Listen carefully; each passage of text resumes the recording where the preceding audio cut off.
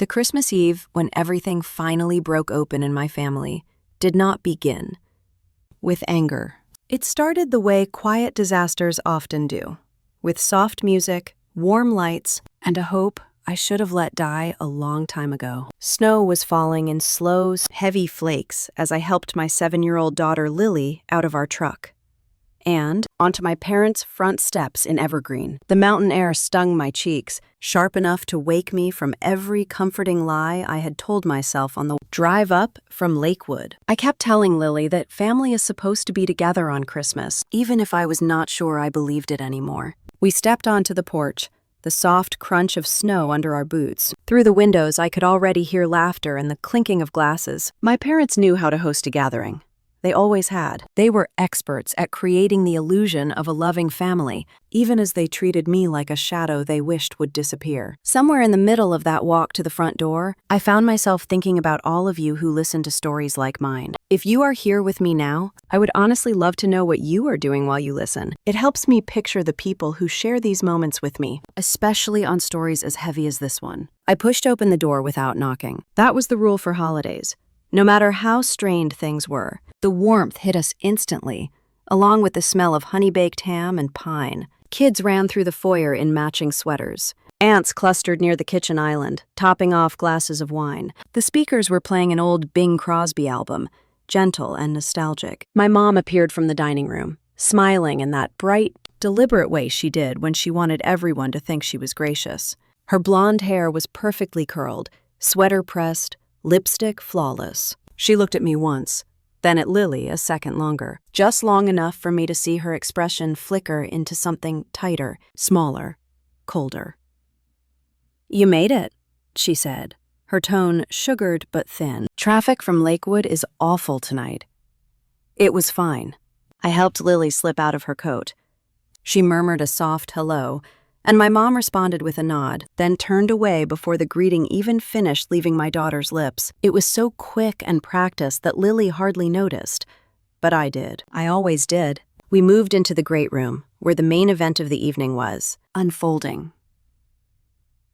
My dad stood near the enormous Christmas tree, a drink in one hand and a large black trash bag in the other. He was surrounded by children, at least 36 of them from various cousins and relatives. The tree lights glowed gold, reflecting off shiny ornaments and the proud grin on his face. That grin said he knew exactly how important he looked right now. "All right, kids," he boomed.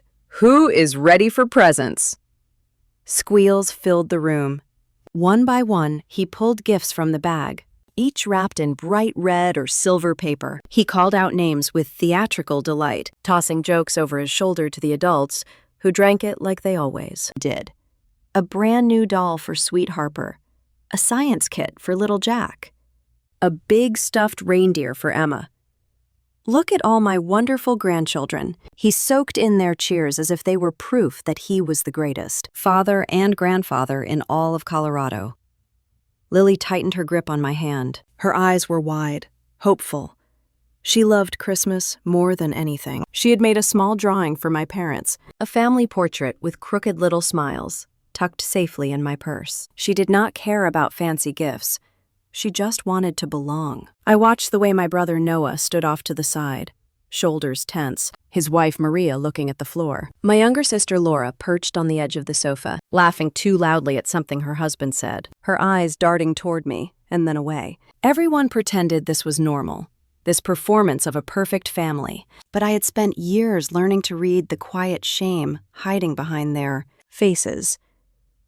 My dad's bag was nearly empty before he finally reached in again and pulled out the last gift.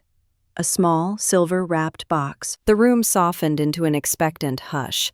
Kids bounced on their toes. Lily inhaled sharply, her whole small body tightening with anticipation. My dad turned, his gaze sweeping the room slowly, intentionally. When his eyes finally reached Lily, something inside me braced even before he opened his mouth. "This one is not for you," he said. The words landed with a thud in the otherwise cheerful room.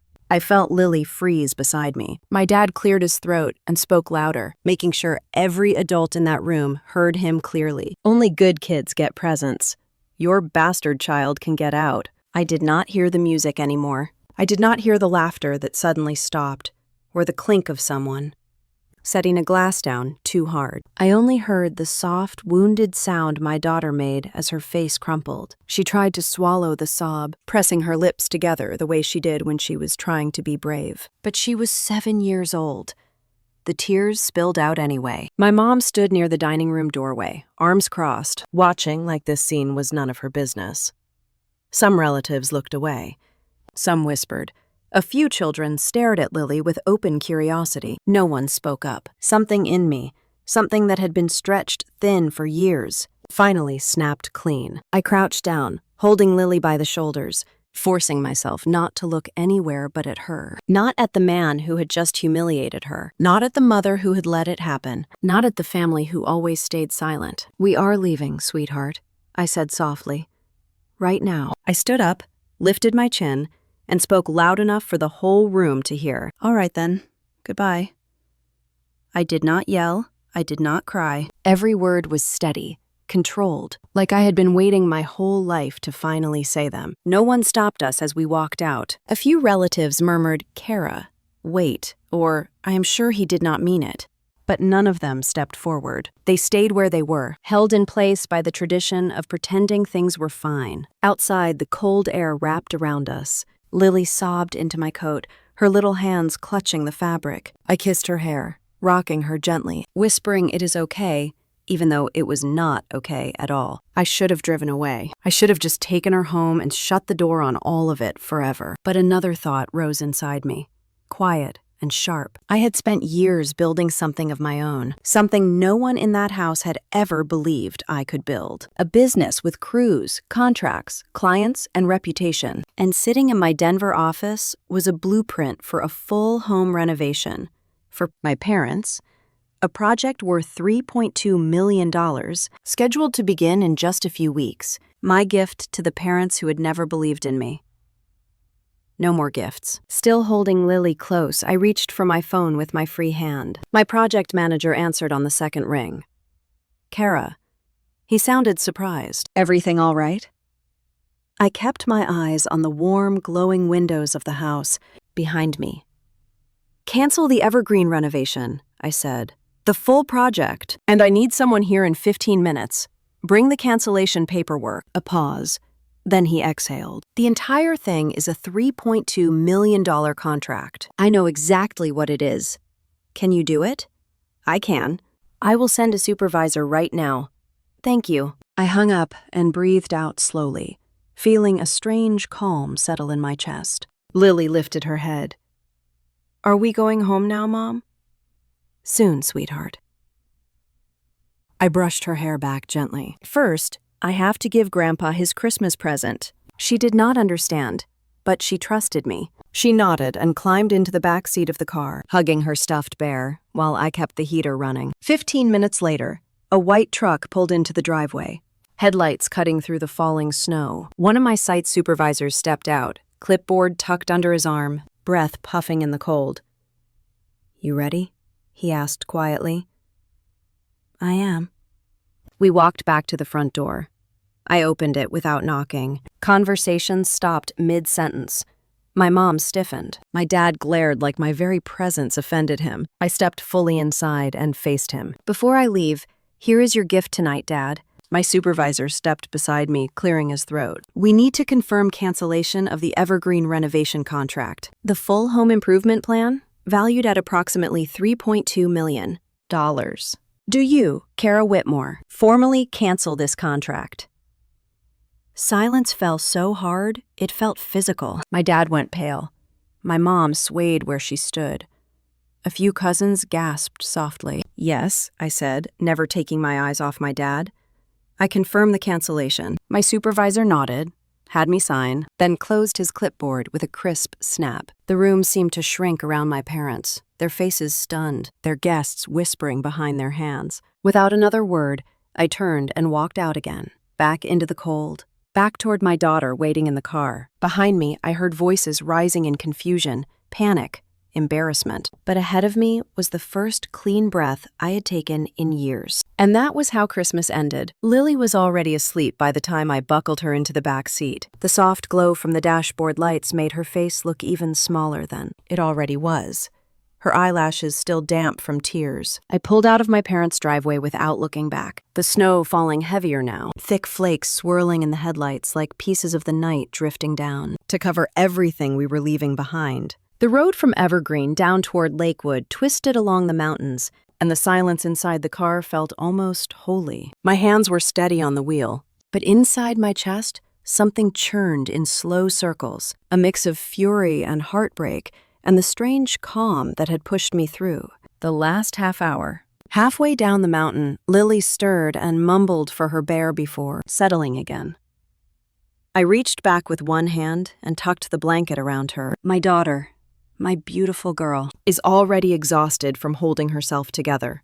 I wanted to cry, but I felt dried out, like the tears had burned away somewhere earlier that night. Instead, my mind drifted into the past and pulled open a doorway I thought I had sealed. Years ago, 7 years earlier, I had been 25 and stupid in the most familiar way. The kind of stupid where you think love will fix everything. The man I was seeing back then, Connor, had a smile that could make you forget your worries for 5 minutes. 5 minutes was about the limit of what he was good for. When I told him I was pregnant, he stared at me like I was speaking another language. Then he said he needed time to think.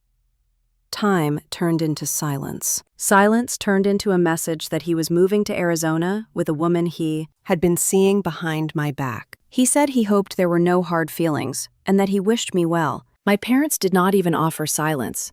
They offered judgment. My dad called me irresponsible, selfish, a disgrace. My mom cried for nearly an hour in her room, and then came out to tell me that if I insisted on keeping the baby, I should find somewhere else to stay. She said she would not let me ruin the family reputation. I remember standing in their kitchen, staring at the hardwood floor, feeling like the air had been sucked out of the room. They were not angry that I was hurting. So I packed 2 suitcases and drove to a cheap apartment in Lakewood. The landlord looked at my swollen eyes and did not ask any questions. I found a job cleaning construction sites the next week, sweeping sawdust and scrubbing bathroom grout for crews that barely noticed me. I told myself I would work until I could get something better. But sometimes the worst places become the ones where everything actually begins. One morning, on a job in Golden, the crew leader asked me to help hold a board while he drilled into place. I had never touched a power tool before. He showed me how to steady my hands, how to brace my feet, how to listen for the pitch of the drill when the screw caught. Something clicked in me that day. Something I had not felt in months. A feeling that I could learn, that I could build, that I could create instead of collapse. Within 6 months, I was doing more than cleaning. I was shadowing carpenters, sanding frames, measuring trim. I took night classes at a community college for construction management. I asked questions even when the guys rolled their eyes. I learned by watching, and then by doing, and eventually by teaching myself what they did not have the patience to explain. When Lily was born, I brought her to job sites bundled in a carrier while I did paperwork from the kit, passenger seat of the truck. The men teased me at first, then softened. One of the electricians started bringing her little pink earmuffs to wear when it got loud. A concrete guy named Dale kept small toys in his toolbox just for her. She grew up thinking the sound of hammers was normal, that sawdust was part of life, that men in Carhartt jackets were just uncles she had not met yet. Those early years were brutal. I was poor enough that every grocery trip required math. I worked long hours. I slept whenever Lily slept. But I also felt alive in a new way. Every board I cut, every problem I solved, every wall I framed felt like a quiet rebellion against the people who said I would never be more than a mistake. It took me nearly 3 years to save enough money to start my own company, Mittmore and Company Homes. I opened it in a tiny office above a dentist practice near downtown Lakewood. The walls were bare. My desk was secondhand. My dreams were too big for that room, and yet somehow just right. The first year, I took any job I could find. Deck repairs, drywall patches, small basement remodels. I drove the company truck, did the bidding, pulled the permits, supervised the crews, and picked Lily up from daycare every night. Clients started calling me back. They trusted me. They recommended me to friends. Work grew. I hired 3 full-time employees, then 5, then more subcontractors. Some days I would walk into a finished home, sunlight hitting new countertops, the smell of fresh paint in the air, and feel a rush in my chest that reminded me I had done all of this from nothing but grit and love for my child. The only person in my family who ever saw any of it was my brother James. For the first 4 years after my daughter was born, he would stop by our apartment every Sunday afternoon, often with a bag of groceries or a toy he told Lily she deserved just because. She was a kid, and kids deserved joy. He would sit at my wobbly kitchen table, his knees bumping against the metal leg, and listen to me talk about lumber prices or the latest disaster on a site. He never once told me to come home. He never once said I embarrassed him. He hugged me every time he left, whispered that I was doing great, and told me Lily had my stubbornness, which he meant as a compliment. But James never stayed long. He was always watching the clock, careful not to upset my parents, careful to keep his visits secret. They controlled him the way they had always controlled their children, through guilt and appearances. My sister Laura still lived close to them too, tangled up in their expectations, smiling through pressure she never admitted out loud. My parents liked obedience, and they wielded their reputation like a leash. James was the only one who pulled against it, even a little. Now, as I drove down the dark mountain highway, the memories pressed in on me. The years of survival, the slow rebuilding, the moments where I almost believed my parents might someday soften. Yet the truth was clearer than the road in front of me. Nothing I had done, no success I had built, no kindness I had offered could erase the fact that my daughter and I had never been welcome in that house.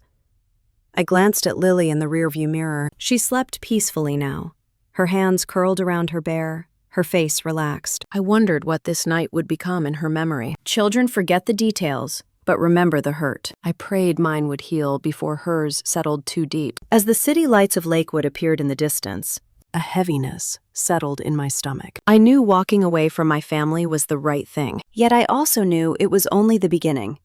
Families do not fall apart quietly. Secrets do not stay buried. Truth has a way of clawing itself to the surface, even when everyone involved fights to keep it down. I pulled into our driveway and turned off the engine. The quiet felt thick, almost humming. I carried Lily inside, laid her gently on her bed, and brushed her hair from her forehead. She would wake up tomorrow and ask questions. I would answer them the best I could. But tonight I let her sleep, untouched by any more disappointment. In the living room, the small Christmas tree we decorated together glowed faintly. It looked nothing like the perfectly trimmed one in my parents' house, but it felt more honest. Lights a little crooked, ornaments clustered at the bottom where Lily had placed them, a paper angel leaning sideways at the top. I sat on the couch and let out a long breath. The cancellation of the renovation was already in motion. My parents would find out soon enough what it meant for them. What I did not expect was how much more lay beneath the surface of this night. There were truths waiting for me. Truths I had never imagined.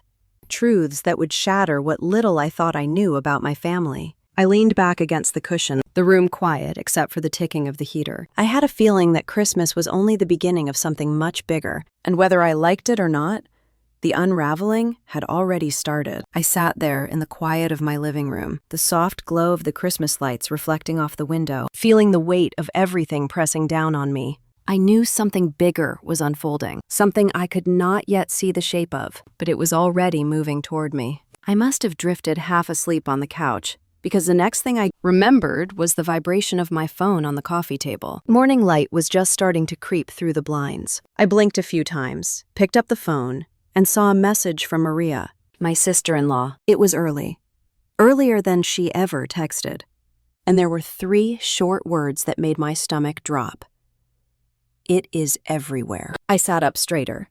Before I could respond, a second message came through. Someone recorded last night. They posted it in the family group. My heart pounded. I typed a quick, "What do you mean?" And almost immediately, she sent a video. It was shaky, probably filmed on a phone from across the room, but unmistakable. It showed my dad standing in front of the Christmas tree, the kids around him, and then his voice ringing out loud and cruel as he told my daughter to get out. In the background, you could hear the stunned silence, the muffled whispers, the way the room froze. You could hear Lily starting to cry. You could hear me saying goodbye. It was all there. Maria wrote again. They are panicking. Your mom is calling everyone, telling them it was taken out of context. Your dad is furious. I put a hand to my forehead, feeling the pressure build behind my eyes. I did not know whether to feel vindicated or sick. Lily was still asleep in her room, and the thought of her little face being seen by everyone in the extended Whitmore family made my skin crawl. I typed back telling Maria to please have anyone with the video take it down. She replied, "They will not. It is too late. People are talking." I set the phone on my lap and took a long breath. I had known that walking out last night would shake things, but the video changed everything. It had already slipped out of their control, out of mine too. All day I tried to move through the motions of normal life. I made breakfast, folded laundry, and played with Lily to keep her distracted. She kept asking if we were going back to Grandma's house for dinner tonight, since she remembered how Christmas usually meant 2 days of gatherings. I kissed her forehead and told her we were staying home this year. She accepted it easily, as children often do, but her eyes lingered on me a little longer than usual, searching for something I did not know how to give. By late afternoon, snow had stopped falling, leaving the air still and bright. I was washing dishes when I heard a familiar knock at the front door, 3 short taps, followed by 1 long one. My heart tightened. Only one person knocked like that. I dried my hands quickly and opened the door. James stood there in his coat, face pale, eyes tired. He did not wait for an invitation. He stepped inside and closed the door behind him, shaking off the cold. "We need to talk," he said in a low voice. I nodded and led him into the living room. He glanced toward the hallway where Lily was playing, then sat on the edge of the couch, leaning forward with his elbows on his knees. I could tell he had been carrying something heavy for a long time. "I saw the video," he said quietly. "There is more you need to know." My stomach tightened. "What do you mean, more?" He looked down at his hands before speaking again. "I have been recording things for years. Conversations, comments, things they said about you. About Lily, about everything." I stared at him, stunned. "Why would you do that?" "Because no one ever believes the truth unless they hear it for themselves," he said. "And because I knew you would need it one day, I just did not know it would be now." He reached into his coat pocket and pulled out a small flash drive. He set it on the coffee table between us like it was something fragile. "They have been talking about you to everyone, not just family, people at their church, people in town. They say you ruined your life. They say Lily was a mistake. They say you are trying to buy respect with that company of yours. They tell people you begged them for money, that you show up only when you want something." My chest tightened painfully. Even after everything, hearing it out loud still hit me like a punch.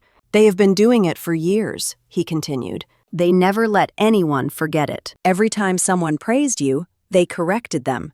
Every time someone said Lily looked like you, they reminded them she had no dad. Every success you had, they twisted it like it was luck or manipulation. And behind closed doors, they used words I cannot repeat around your daughter." I closed my eyes for a moment, feeling the ache spread through me. Hearing it confirmed, knowing it had been ongoing, knowing my daughter had been the center of their cruelty as much as I had, it was almost too much. Then James said something that made the air feel heavier.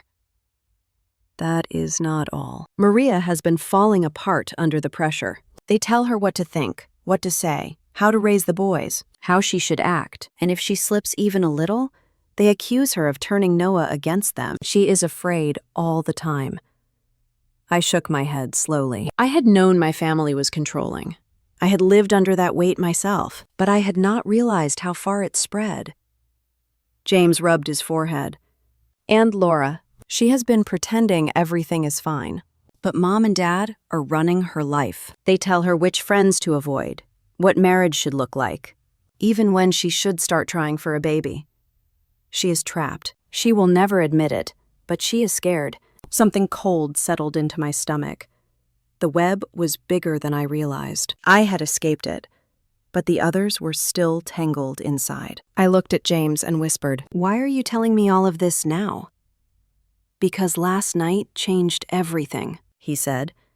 "People saw their real faces, and they are about to try to spin it in every direction to make you look like the villain. You need to know what has been happening behind the curtain, And because you deserve the truth. I sat back, letting the weight of his words sink in. I felt grief, anger, shock, and something else, too. Something sharp and rising. James exhaled slowly, then met my eyes. You do not know half of it yet, he said. There is more coming. But tonight, if you want to, we can show everyone who they really are. No more hiding. No more pretending.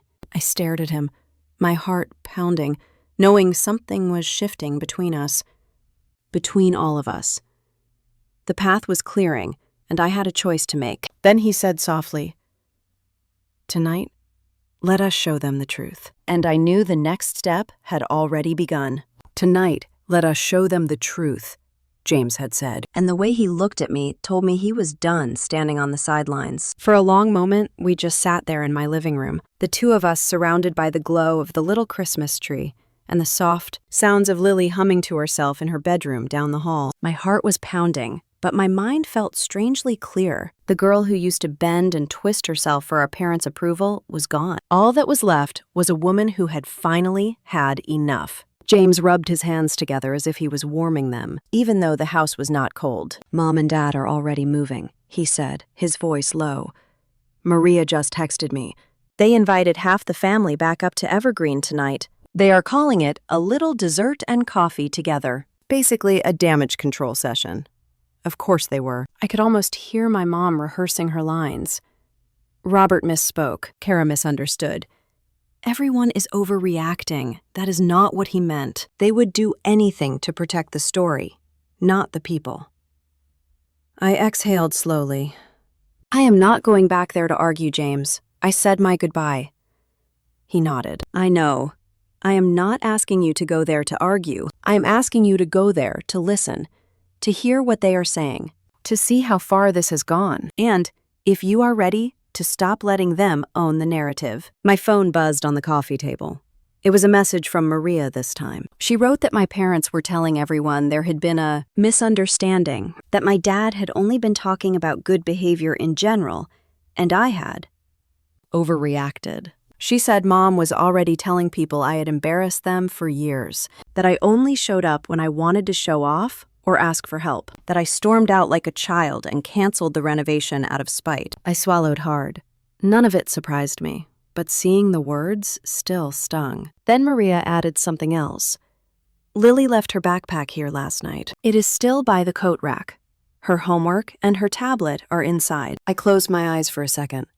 Of course. In the rush to get out, I had forgotten. That tablet had all of Lily's school apps, including the one for the big assignment she was excited about all week, the one she kept calling My Christmas with Family. I opened my eyes and looked at James.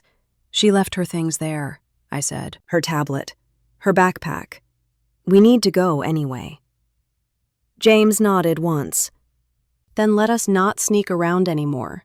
Let us walk in with our eyes open." Later that afternoon, after I arranged for my neighbor to be on standby if Lily got overwhelmed, I told my daughter we were going up the mountain for a quick trip to get her things.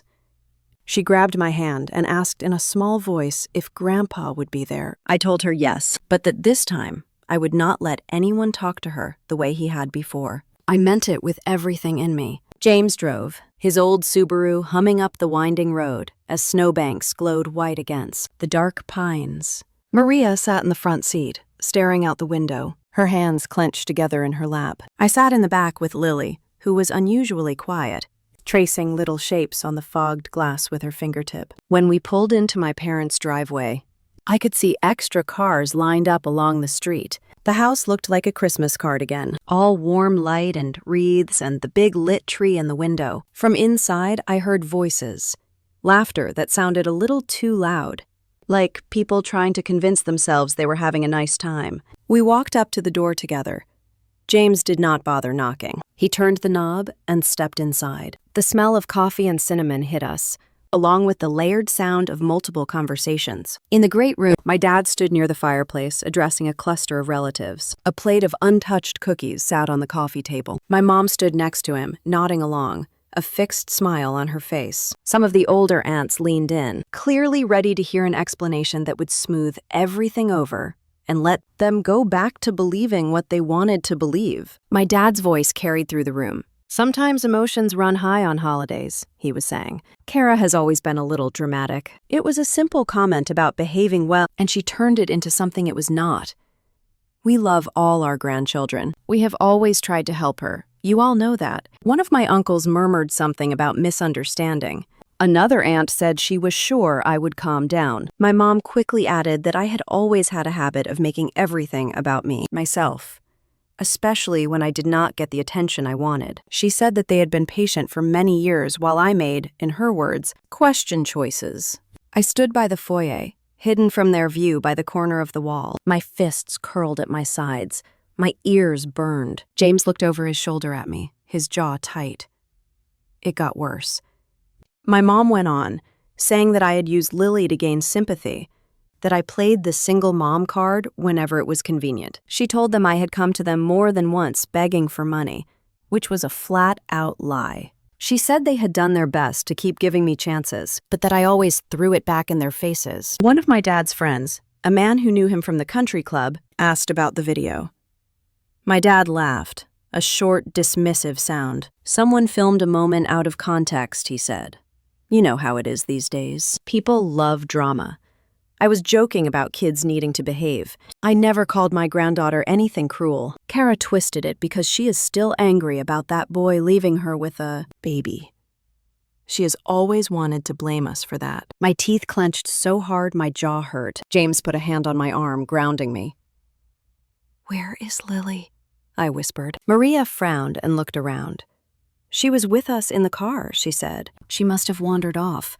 Panic flickered in my chest. Then I heard a familiar little giggle from down the hallway. We followed the sound to the den, a smaller room off the kitchen where my dad kept his books and his television. Lily was sitting cross-legged on the rug, my parents' old couch behind her. In her hands was her school-issued tablet, bright screen glowing. She looked up when she saw me and smiled.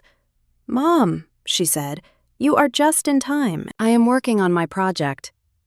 I crouched down beside her. "What project, sweetheart?" She tapped the screen. "My Christmas with family," she said proudly. Mrs. Anderson said we should capture real moments with our families and share them with the class. She showed us how to use the record button on the app. It is easy. I glanced at the screen. In the corner was a little red circle pulsing softly, and next to it, the word live. Below that, tiny profile icons and comments floated up in a steady stream. There were names of classmates, a few that looked like parents, and a viewer count that was already over 100. My heart skipped a beat. "Lily, honey," I said carefully, "have you been recording for a while?" She nodded. "Since before we came in," she said. "I wanted to show my class how we do dessert at Grandma and Grandpa's house." I set the tablet in the hall on that little table so it could see everybody. I felt the blood drain from my face. So the entire time my parents had been spinning their story in the great room, telling lies about me, diminishing what had happened. They had been speaking in range of a live microphone, broadcasting to a bunch of second graders and their families. James moved behind me to see the screen better. His eyes widened. He whispered that the link could easily be shared beyond the class, that by now there might be even more people watching. Maria put a hand over her mouth. "Oh my God," she said softly. "They have no idea."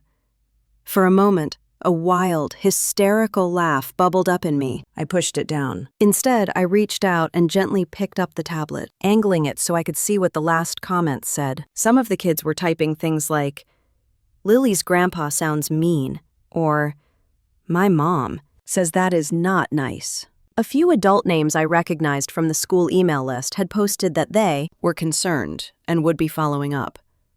I swallowed hard. Real moments with your family, I thought. That teacher had no idea just how real things were about to get. We left Lily in the den with Maria for a minute, telling her to keep working on her project and not to worry, that everything was okay. Then James and I walked back toward the great room, the tablet still streaming in my hands. I stood in the doorway this time, not hiding. My parents saw me almost immediately. My mom's smile froze, then cracked. My dad's face darkened. "Kara," my mom said tightly, as if she had tasted something bitter. "We were just explaining to everyone what happened last night. I am sure we can work this out in private." I held up the tablet slightly. Not enough to make a scene yet, but enough that James could see and that my parents knew I was holding something. My dad's eyes flicked to it and back to my face. James stepped forward before I could speak. "No more private," he said. That is the problem. Everything important in this family has been kept private, behind closed doors, where you can spin it however you want. Several relatives shifted uncomfortably. An older aunt started to say that this was not the time. Another uncle muttered that this was family business. I heard those words and thought about how often they had been used to cover sins. Maria came into the room then, her face flushed, eyes glassy. She looked at my parents and something snapped in her that must have been building for years. She said that she was tired of the secrets, tired of being told what to say when people asked about me, tired of repeating their lines about how I had made mistakes and they were always there to help. She admitted that she had lied to protect their image because they made her feel like she owed them everything. Her voice shook as she said all of this. At one point, she started to cry.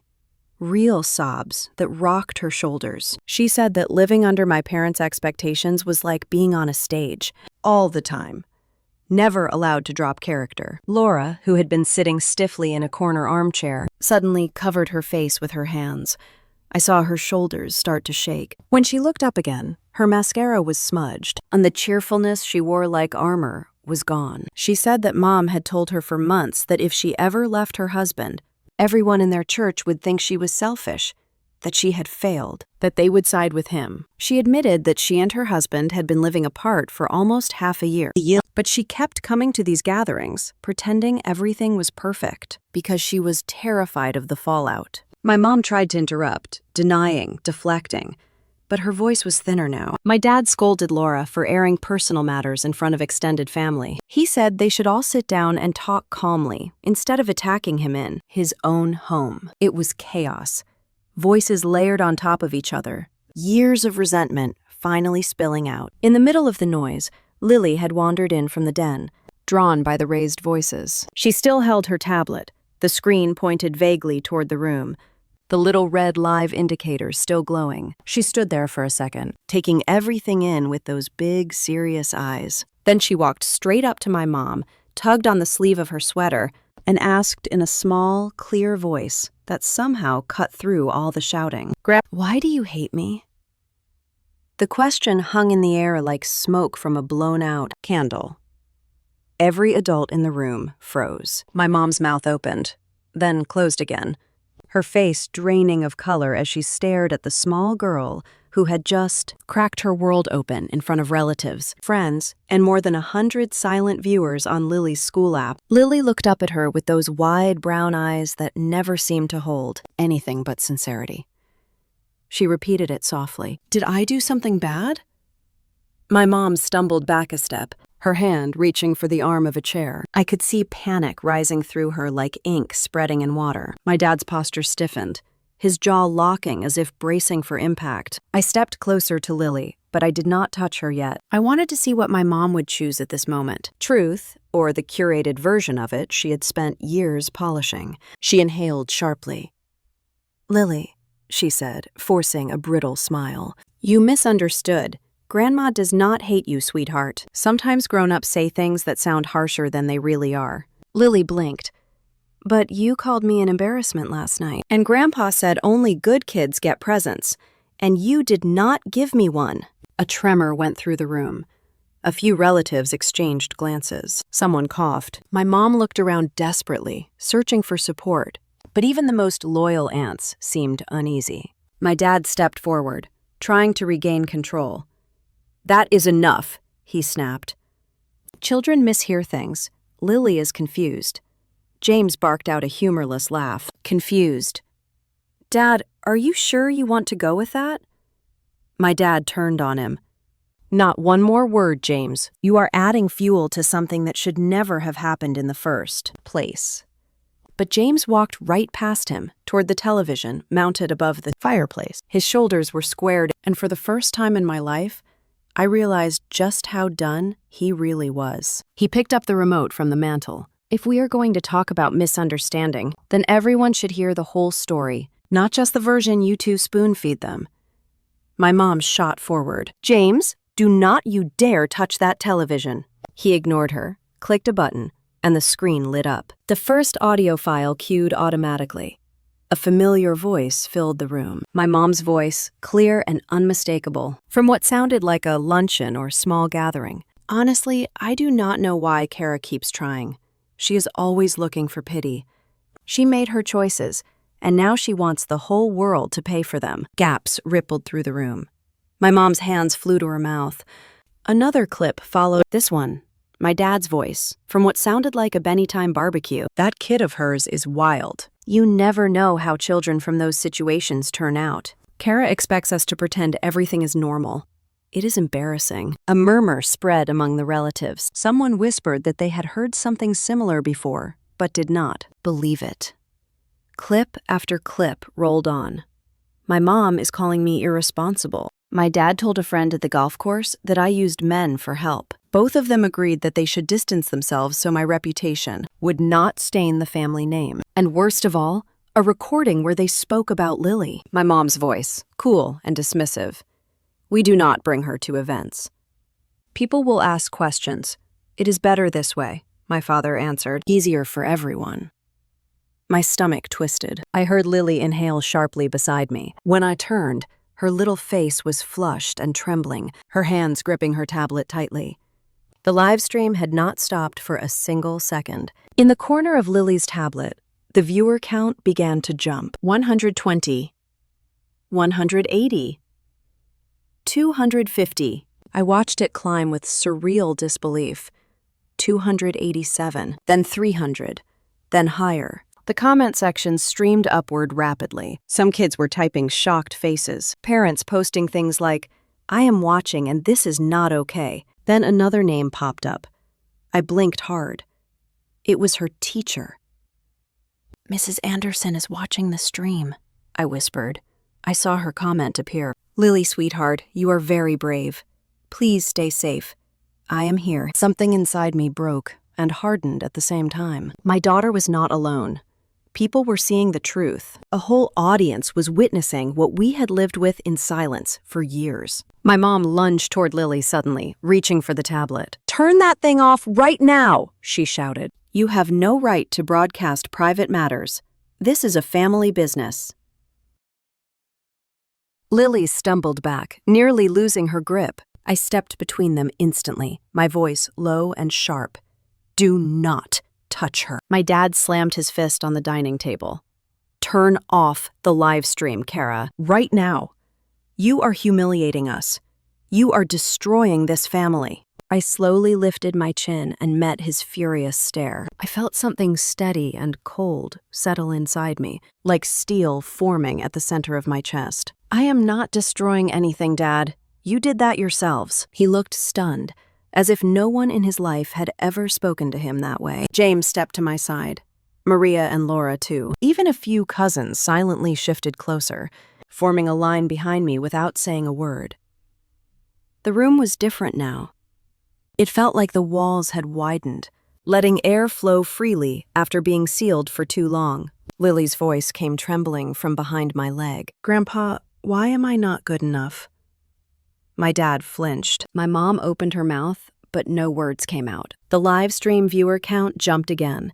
400, 500, 632. Comments exploded across the screen with anger, sympathy, and disbelief. Someone typed, "This is abuse." Someone else, "Poor child. We are with you, Lily." Another, "Reporting this to the school district." Then the app flashed a notification that made my breath. "Principal Hart has joined the stream."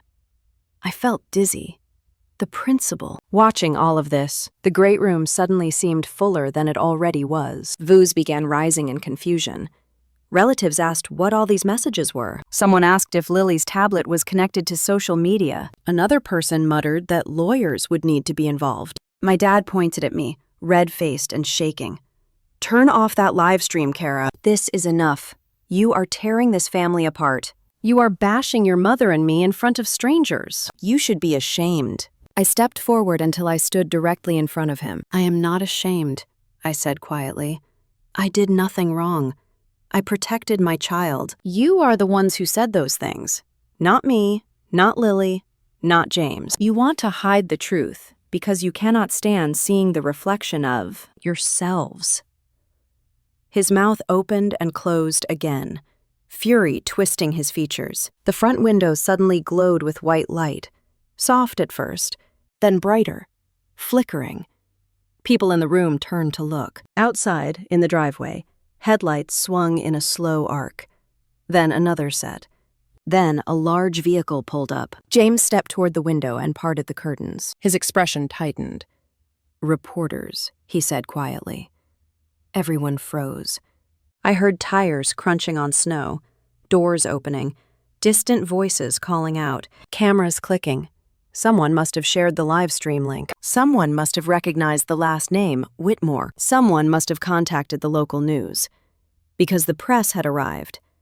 And the world outside my parents' home was about to know everything. "Reporters," James said, and the word felt heavy in the air, even without his voice carrying it. Vosé turned toward the front windows, bodies shifting in little anxious movements. No one moved closer, but everyone strained to see through the curtains. Headlights washed over the snow again, then settled. I heard car doors slam, the crunch of boots on the icy driveway, and that particular hum of excited voices that always follows cameras. In Lily's tablet, the viewer count jumped, as if responding to the noise outside. 1,000. 1,200. 1,600. The number rolled like a slot machine that would not stop. My dad started barking orders. He told people to stay away from the windows, to ignore whatever was happening outside, to remember that this was a private gathering. His voice had that tense cheerfulness he used when he was about to lose control, but wanted everyone to pretend he was still in charge. My mom moved closer to him, one hand clutching at his sleeve. I could see fear rising in her eyes. Not fear for my daughter, fear for the image she had curated for decades. Her gaze flicked from Lily's tablet to James, then to me, calculating, searching for something she could still manipulate. Maria was standing near the arm of a sofa, both hands shakily wrapped around a mug of coffee she had not yet tasted. She looked like she was about to be sick. I went to her side and touched her arm. She flinched slightly, then let out a low, shaky breath. She murmured that I needed to know something else, that we were not done yet, not even close. Her eyes darted toward James, then toward my parents. It was as if carrying the secret had finally become too much. She said that 5 years earlier, when James had gone through a major health scare, the doctors had recommended genetic testing. They had found something concerning in his blood work and wanted to know if there was any inherited risk. So they had run a panel and suggested that everyone in the immediate family get tested as well. James had agreed. He had always been the one willing to do whatever the doctors suggested. He wanted to be responsible, to protect his future children. Maria's voice trembled as she explained that the results had come back showing that whatever anomaly the doctors were concerned about simply did not line up with my dad's DNA. There was no match. None at all. She looked at my brother as if asking permission. He gave a short nod and said softly that the test had revealed he was not, biologically, my father's son. Those words landed like a stone dropped into a frozen pond. First there was nothing. Then cracks began to appear everywhere. My mom gasped out a denial, one hand flying to her chest. My dad's face flushed, then went an alarming shade of white. He said that James must have misunderstood, that no test could prove something like that. He accused the lab of making a mistake, said that these things happened all the time, and people got worked up for no reason. James did not back down. He said that the genetic counselor had reviewed the results 3 separate times and written that the probability he shared a biological father with me and Laura was effectively 0. He explained that he had confronted our mom privately afterward, that she had broken down and begged him not to say anything to my dad, sobbing that she would lose everything if the truth got out. Maria could no longer hold it in. She said she had watched him carry this secret for years, trying to protect everyone, trying to keep peace. She said he had been torn between the man who had raised him and the truth, written in his DNA. James had chosen silence because our mom had framed it as a test of loyalty. My mom kept saying that none of this was anyone's business, that family matters should be kept quiet, that dredging up the past would destroy what little they had left. She insisted the tests were wrong, that James was confused, that Maria was exaggerating. Her voice kept rising and cracking, betraying her. Laura sat heavily on the sofa, her face ashen. I realized she was shaking. She finally spoke, her words coming out like they had been trapped for months. She said that she had felt crazy for so long, doubting her own perceptions, letting Mom talk her into staying in a marriage that was slowly crushing her. She admitted that she and her husband had been living separately for 6 months, that she had a studio apartment in Denver where she slept most nights, surrounded by half-unpacked boxes and takeout containers. She said that every time she thought about filing for divorce, Mom had told her that no one would ever respect a woman who left her marriage without a dramatic reason. She said that Dad had reminded her that his name opened doors in their community, and that she would lose those privileges if she made him look bad. So she kept putting on the dress, painting on the smile, following up to events with a man she no longer trusted, all to keep the illusion intact. There it was again, that word, illusion. This whole house was built on it. As they spoke, Lily's tablet kept streaming. I could see the viewer count climbing into new territory. 1,800. 1,950. 2,000. The comments were flying so fast I could hardly read them. Parents expressing outrage. Neighbors recognizing my parents' voices. Strangers saying that this was exactly why keeping up appearances at all costs poisoned families. Then, a new notification popped up at the top of the chat. It was from the principal's account. The message said that the school would be following up with Lily's family, privately, to make sure she was safe and supported, and that they were deeply concerned by what they were witnessing. My mom saw the name on the screen and made a choking sound. Her job at the district office flashed before her eyes in that moment. She had always bragged about her role in education, about her picture on the website, with the caption about her commitment to children. I wondered what the district would think now. Watching a woman who refused to acknowledge her own granddaughter unless there was a way to keep it tidy and comfortable for herself. My dad lunged for the tablet again, but James stepped in front of Lily, blocking his path. My brother had always been the quiet one, the peacemaker. In that moment, he was anything but. He said that this was the first time the truth had ever been louder than their lies.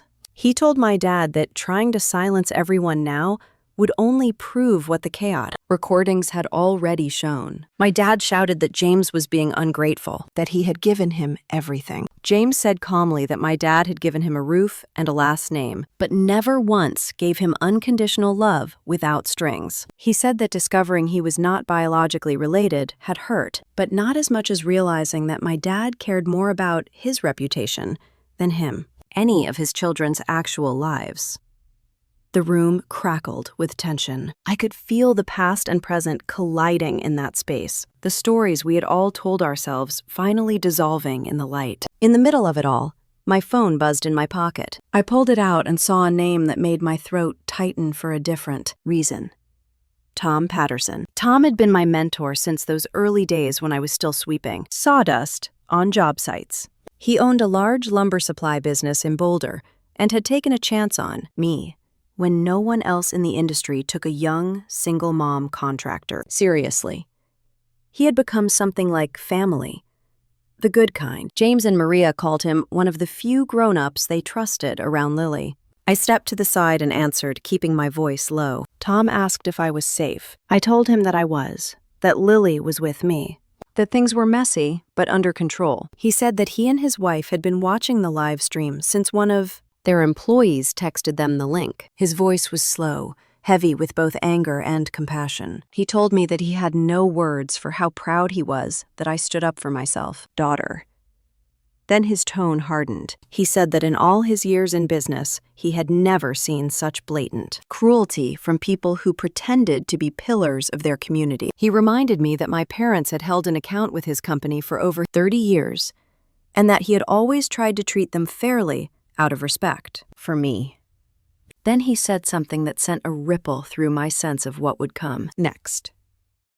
He told me that effective immediately, Whitmore Hardware and all personal accounts under my parents' names were suspended from receiving any preferred treatment or credit from his lumber yard. He said that his business did not support people who belittled children. and lied about their own flesh and blood. I closed my eyes briefly, letting it sink in. In my parents' world, that account was not just a convenience, it was a symbol. A long-standing relationship with one of the biggest suppliers in the region, a perk they bragged about at dinner parties when talking about home projects, and their connections. Tom added that he had already placed a call to 2 other suppliers he knew along the Front Range, warning them about potential issues with my parents and suggesting they review any open lines of credit. Not as revenge, he said, but as good business practice. If people lied in one area of life, they would lie in others. When I hung up, my hands were trembling slightly.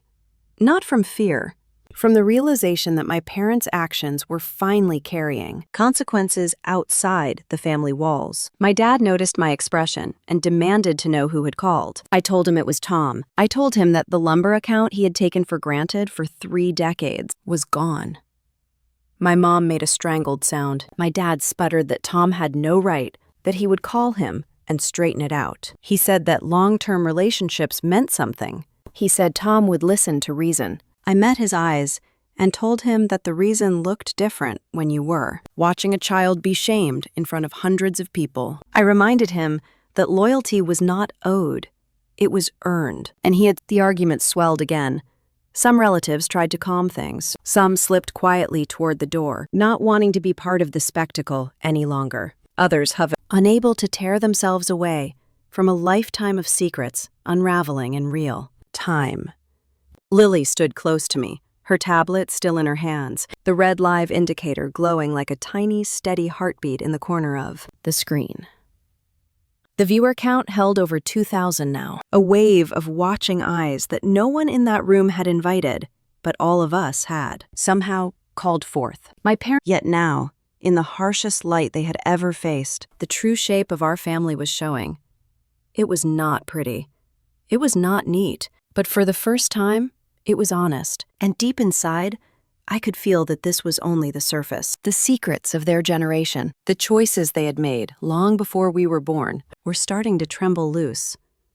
We had taken away their ability to pretend. What we were about to take away next would cut even deeper. The room felt stretched thin, like the air itself was trembling from everything that had just been torn open. My parents stood rigid and pale, my mom gripping the back of a chair as if it were the only thing keeping her upright. My dad's eyes darted between the front windows, glowing with the lights of the press and the tablet in Lily's hands that continued streaming our families, collapsed to more than 2,000 people.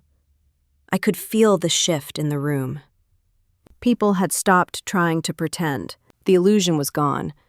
And once that kind of veil is lifted, you cannot ever put it back the way it was. Then my phone rang. At first I thought it was Tom calling again, or maybe another friend who had seen the live stream. But when I looked at the screen, my breath caught in my throat. Connor Hayes. I stared at the name for a second, frozen. My fingers felt numb as the phone buzzed insistently in my hand. James leaned toward me. "Who is that?" I whispered. "Lily's biological father." James's eyes widened. The room around me blurred as the phone kept vibrating. I stepped away from the cluster of relatives and pressed the answer button with a trembling thumb. Before I could say anything, a man's voice slid through the line with a confidence that made my skin crawl. "Kara, it's been a long time." My heart lodged in my throat. "Why are you calling me?" He gave a little laugh, smooth and smug. I saw the live stream. Hard to miss. "You have done pretty well for yourself, huh? Construction company, reputation, all that attention. Looks like life worked out for you. And for Lily." My stomach twisted. I wanted to hang up, but something in his tone held me still. I kept my voice flat. "What do you want?" He pretended to sigh, like this was just a hard conversation between old friends. "I have been thinking. Maybe it is time for me to be involved again. She is my daughter too, and I think it would be good for her to have her father in her life, especially now that everything is blowing up over there." I closed my eyes, steadying myself. "You walked away. You never called. You left us with nothing." He chuckled again, a sound that made the hair on my arms rise. "Come on, Kara. That is old history. People change. I am ready to step up now. And since you are doing well, it would make sense for us to work together on this. I think we can find some sort of arrangement. His voice dipped slightly, growing calculating. I know your parents set up an account for Lily. They said it was better that way, to keep the peace. They sent pictures, school info, milestones, for her future. My blood ran cold. I swallowed hard. What are you talking about? He sounded genuinely surprised. They never told you. I figured they did. They have said it was the right thing, since you shut me out. And with that account, they opened for her college fund. I thought you would be grateful they included me. Guess not. My heart thudded once, hard enough that it echoed in my ears. Years of information I had never consented to share. I felt sick. Connor continued, oblivious. Anyway, like I said, I want to go back in. And with everything going public tonight, this might be the perfect moment. People love redemption arcs. I can play the father who comes home. Courts eat that up. But I want to do this the clean way. You and financial cooperation. That kind of thing. I gripped the phone until my knuckles hurt. You are not coming near my daughter. He scoffed. You do not get to decide that anymore. Not now that the whole world knows she exists, and her dad wants to be a part of her life. He answered softly, with a smile I could hear even without seeing it. The law might disagree. I hung up. The second my thumb touched the screen, my knees felt weak. I braced myself against the wall, trying to steady my breath. James was suddenly at my side. Kara, what happened? Who was that? I whispered. Connor. And our parents have been sending him pictures of Lily. For years. James' face drained of color. Behind him, I saw my mom freeze, her eyes widening in a way I had never seen. It was the expression of someone who realizes a secret they thought was buried had just been dragged into the open. My dad stiffened. His jaw flexed twice before he forced out a cold, clipped sentence. He has no right to contact you. I turned on him sharply. You gave him the right. You gave him everything.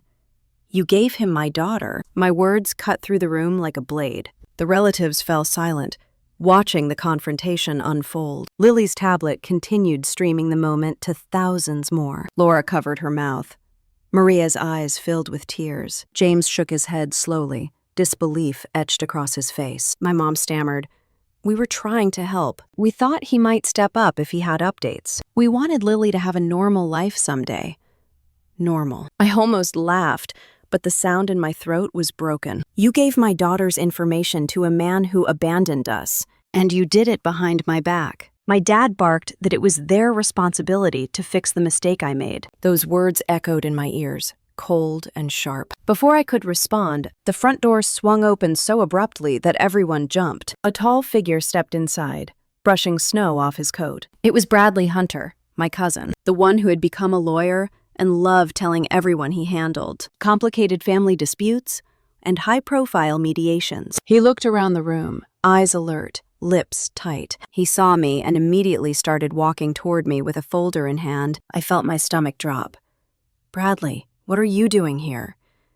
He did not smile. He spoke in that calm, professional voice he used in courtrooms. I got a call from someone who believes Lily's situation needs formal review. I am here on behalf of a concerned party. My throat tightened. Connor. It had to be Connor. Bradley continued. I have documents here outlining a proposed arrangement for shared custody and financial planning. It is in everyone's best interest to sign before this gets more complicated. Publicly. The relatives erupted in murmurs. My mom gasped. My dad looked like he was about to explode. James stepped right in front of me, blocking Bradley's view. No, James said firmly. Absolutely not. Bradley kept his tone neutral. This is not a confrontation. This is an opportunity to resolve matters respectfully. Given tonight's events, the courts may see public confusion around Lily's upbringing. It is better to cooperate now than fight later. I stared at him, disbelief spreading through me like wildfire. You are siding with a man who abandoned his child. Bradley shrugged faintly. My job is not to pick sides. My job is to prevent chaos. Behind me, Lily's tablet pinged. The viewer count jumped again. 3,000. 3,500. 4,000. I could almost feel the weight of those unseen eyes. Maria whispered that this was insane. Laura sank deeper into the sofa, like she could hide from all of it. My mom kept repeating that this was a misunderstanding. My dad looked ready to lunge at Bradley for even mentioning legal custody. I stepped forward until I stood face to face with Bradley. I am not signing anything. Ever. Lily is safe. She is loved. And no one, especially not a man who abandoned her, gets to walk in because he suddenly sees an opportunity. Bradley opened his folder. Then he said something that made every bone in my body turn to ice. You should understand that if this goes to court, your own parents' statements tonight might be used to question your stability and ability to provide a healthy environment for Lily. My breath caught. He was hinting that my parents' cruelty could be twisted into proof that I caused chaos around my child. He was implying that the live stream could be used against me. Before I could reply, James stepped between us and said in a steady tone that carried more force than shouting, "You are not taking my niece anywhere. Not now, not ever." Bradley hesitated, then turned slightly, perhaps realizing the atmosphere had shifted fully against him. But he still held the folder, still played the part of the calm professional. I felt my hand drift behind me to rest on Lily's shoulder. She leaned into me, quiet but steady. Outside, I heard another wave of camera shutters and voices. Reporters asking questions. The sound pressed forward like a storm building against the walls. In that moment, surrounded by betrayal, by secrets, by the threat of losing the child I had fought for in every breath since then. Day she was born, something deep inside me settled with absolute clarity. This was not over. But I was no longer the woman who swallowed everything to keep peace. I looked up, listened to the rising noise outside, and prepared myself. Because power was shifting, and for the first time in my life, it was shifting toward me. I felt it like a tide finally turning, after years of dragging me under. Bradley stood in my parents' crowded living room, holding that folder like it was a shield. But the ground beneath him was moving. Outside reporters shouted questions through the cold air. Inside, my daughter clung to me, while thousands of strangers watched through, the small glowing screen in her hands. I took a breath that settled deep in my chest. "You want to talk about courts and custody," I said to Bradley. "Then we are talking about the whole story. All of it." I pulled out my phone. For 7 years, I had buried a folder deep inside that device because it hurt. Too much to open. Tonight, that pain finally mattered. A long time ago, I said, Connor did not want to be a dad. He did not get confused. He did not panic. He made a choice. Repeatedly. I opened the first message. My voice stayed steady, even as my throat tightened. He told me to get rid of the baby. He said a child would ruin his plans. He wrote that no sane man would tie himself down for 18 years because a woman could not keep her life together. He called our daughter a mistake. People in the room shifted, some looking at the floor. Lily did not understand everything, but she felt enough. Her fingers gripped my sleeve. I opened another message. After I told him I was keeping the baby, he said I was trapping him. He wrote that no judge would force a man to give up his freedom because a woman made bad choices. He swore he would never be a father to my child. Bradley's jaw tightened. Sweat formed along his hairline. He glanced at the tablet where comments flew past too fast to read. "I am sure your client forgot to mention these," I said. "Or that he is crawling back now only because he thinks there is money." My parents murmured excuses. I ignored them. I opened a photograph. The hospital nurse had shown me 7 years earlier. Termination of parental rights. His signature, sloppy but unmistakable. He did not just talk. He signed away his rights, laughing. This time, Bradley's face drained pale. He knew exactly how bad this looked. Thousands of witnesses, everything recorded. Maria stepped forward. Her voice shook but held iron. "There is more. Connor has done this before, twice." The room froze. She explained that he had contacted her Denver law firm last year about another custody case. Same pattern. He vanished when the child was born, returned when the mother received a financial settlement. tried to sue for a share.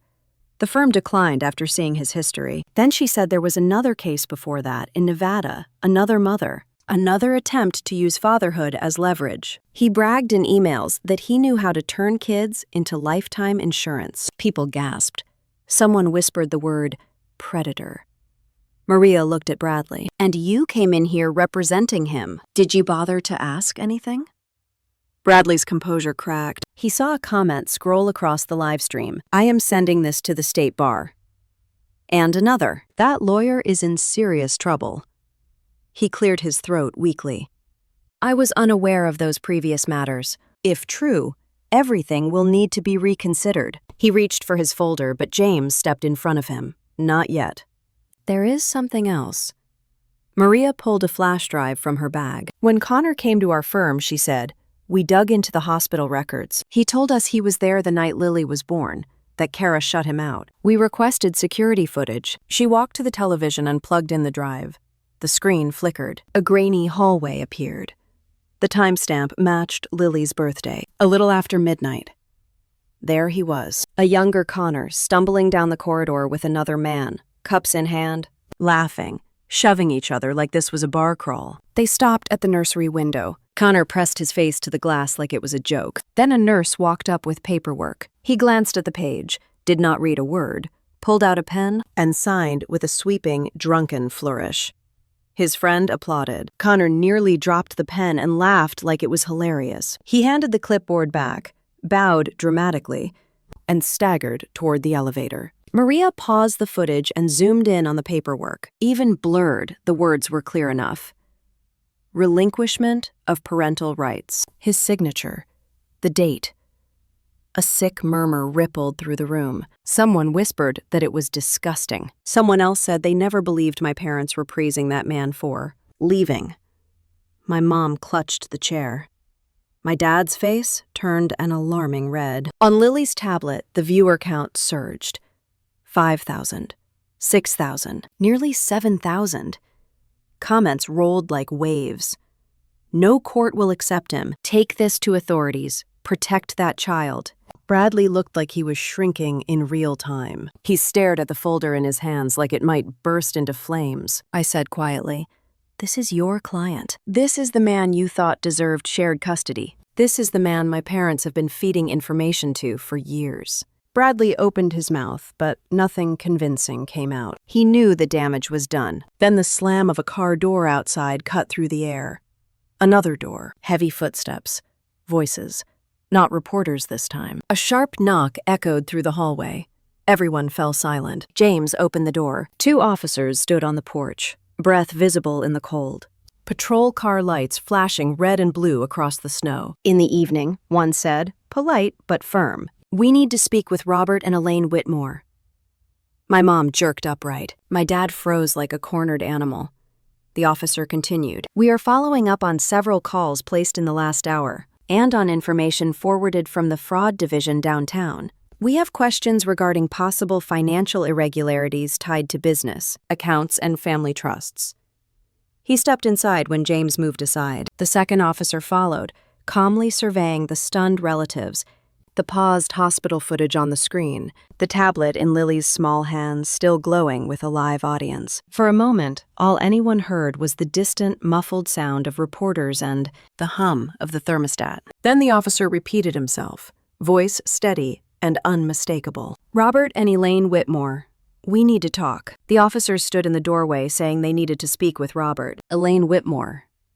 And the whole room seemed to freeze. My mom stared at them like they were actors in the wrong play. My dad tried to straighten his shoulders, but even he looked rattled. Lily tucked herself against my side, her tablet still glowing with the live stream. The officers explained that multiple reports had come in regarding financial irregularities tied to my company and our family trusts. My dad tried to wave it all off, saying it was a family drama that had gotten out of hand. The officer listened patiently, then announced that federal agents were already en route. Minutes later, the driveway filled with unmarked cars. Flashing red and blue lights bounced off the snow. Men and women in dark jackets stepped through the door with calm authority. They presented a warrant, and no one in the room could pretend it away. Agents moved toward my dad's study. Drawers opened, papers stacked, file folders sealed into evidence bags. My parents protested loudly, but the federal team barely looked at them. They were there for facts, not theatrics. One agent called me over. She held a folder containing forged incorporation papers for Whitmore and Company Homes. In that paperwork, my parents were listed as controlling stakeholders. Another page showed Connor as a minority partner with a 40% claim. There were signatures that supposedly belonged to me and him. Both were fake. My breath tightened.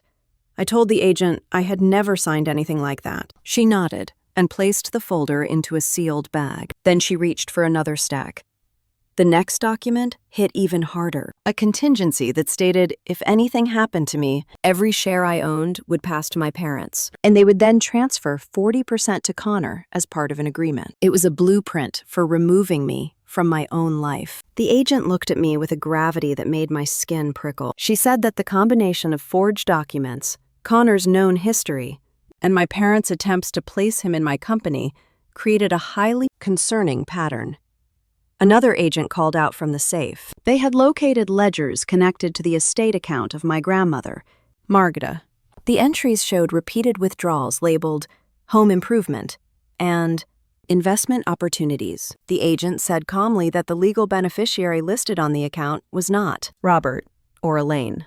I followed her eyes to the name in the corner of the document. Lily Whitmore. My grandmother had intended the money for her grandchildren, not for my parents to siphon into their lifestyle. The agent lifted more papers and said that recent withdrawals had continued, even after a legal change in the will. My mom began insisting that Grandma had passed away years ago, that everything she and my dad had done was only to honor her wishes. James stepped forward and said none of that was true. He explained that Grandma was alive in an assisted living facility in Golden, and that he had been visiting her in secret. He said our parents had told the family she was gone, while quietly controlling her finances for years. The room erupted. My mom tried to shout him down. My dad glared with a fury I had seen all my life. But James kept talking. He said that during a lucid day last month, Grandma had asked him to call her lawyer. She had changed her will, placing everything she owned into a trust for Lily, with me as trustee until Lily turned 25. The lead agent asked James whether he had any documentation of that conversation. His hands trembled as he pulled out his phone. He tapped a video file and turned the screen toward the room. On the screen, Grandma sat by a window with sunlight on her face. Her hair was white, but her eyes were sharp. She said she had worked her whole life to build something meaningful, and she refused to watch her son destroy what was left of her dignity. She said she wanted Lily to have a future, untouched by manipulation. She confirmed she had changed the will intentionally and understood exactly what she signed. My mom burst into sobs, begging her mother to say she had been confused, that she did not mean to disinherit them. Gran looked directly into the camera on the video and said she was not confused at all. She said she was disappointed. That disappointment sat heavier than any yelling could have. The agent paused the video and asked James if Grandma was reachable. He called the facility, explaining that federal officers were with us. Within a minute, a video call request came through. When Grandma appeared live on the screen, she smiled gently at James, then at me, then at Lily. She said she had prayed for Lily since the day she was born. The agent asked her to confirm whether she had changed her will and whether Robert and Elaine had continued spending after that date. Gran said yes to both. She said she wished she could say she was surprised. My mom covered her mouth. My dad swayed slightly where he stood. The call ended when the nurse said Grandma needed rest. The lead agent turned to my parents and said they were being taken into custody on suspicion of fraud, conspiracy, and unlawful withdrawal of funds belonging to a minor's trust. My mom screamed that she had rights. My dad demanded to speak to someone in charge.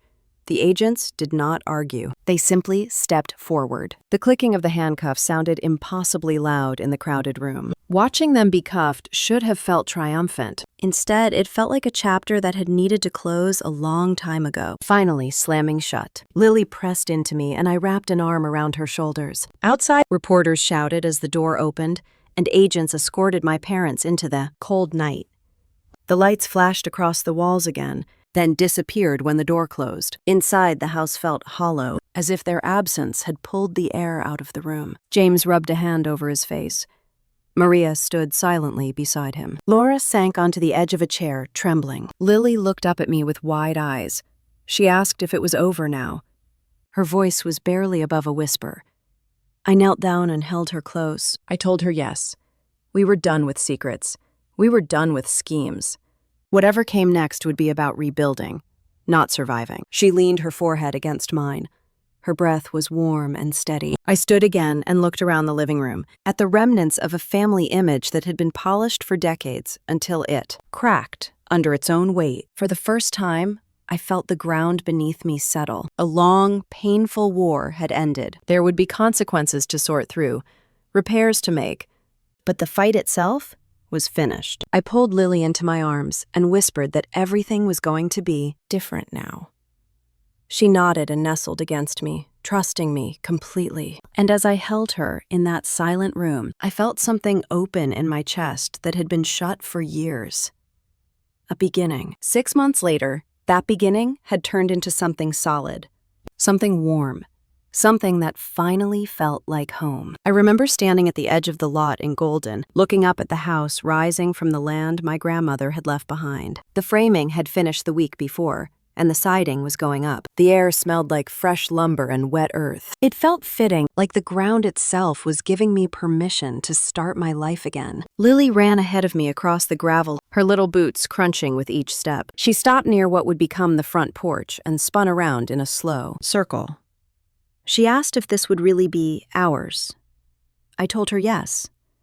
Ours. Every beam and every nail. The team at my company had insisted on helping build it themselves. They said they owed me nothing, but that they wanted to be part of this new beginning. I watched them work on the structure with steady hands and easy laughter. For the first time in so long, building something did not feel like survival. It felt like joy. James and Maria pulled up in their car later that afternoon. Maria stepped out carefully, one hand resting on her belly. She was showing now, the roundness unmistakable under her sweater. They were having twins through IVF, and the trust money that had been stolen was fully restored to them by court order. When she told me that the ultrasound showed 1 boy and 1 girl, I hugged her so hard she laughed and warned me not to squeeze her too tight. James wandered the property with Lily, pointing out where the garden would go and where she could plant the sunflower patch she had been begging for. Watching them, I felt something settle inside me. My brother had been the quiet hero of our family for years, and now he finally had room to breathe too. Laura came by the next day carrying a cardboard box full of new business cards. She had finally signed the lease on her Denver marketing studio. Her divorce had been finalized in early spring, and even though it had been painful, the relief on her face was unmistakable. She handed me a card with her new company name printed across it. I told her I was proud of her. She said she was finally proud of herself, too. As for my grandmother, the federal investigation had uncovered everything. With her finances restored and her will legally enforced, she had been moved into a much better assisted living community near Golden. Her memory had its good and bad days, but she was steadier now, calmer. Lily and I visited her every week. Sometimes Grandma remembered everything at once. Sometimes she only remembered Lily's face. Either way, she always smiled at us like we were the 2 people she had been waiting to see.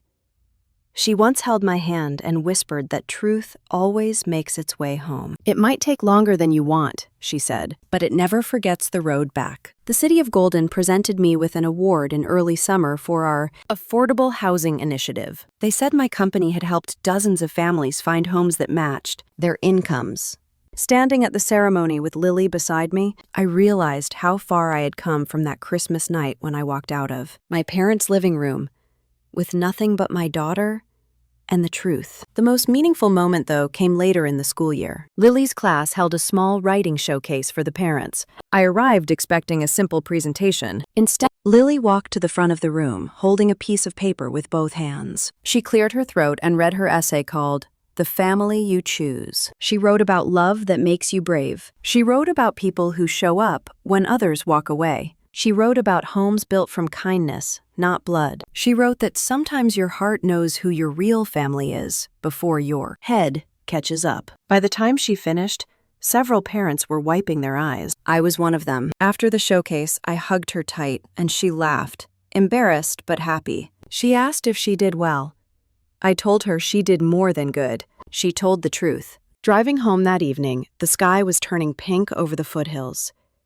The new house in Golden was almost finished, and I could picture it waiting for us. I thought about that Christmas night, about the cruelty that pushed me out the door, about the humiliation, the shock, the coldness of my parents' words. I had believed it was the end of something. I had not understood it was also the start. Sometimes your life cracks open in the ugliest moment possible. Sometimes the breaking is what lets the light in. I looked at Lily in the rearview mirror as she hummed to herself, her hair tangled from the day, her smile soft and sure. That breaking had saved us. I turned onto the road that curved toward Golden and felt the weight of the last year settle behind me like a door finally closing. The world that had once tried to shrink me had no place here anymore. My life belonged to me again.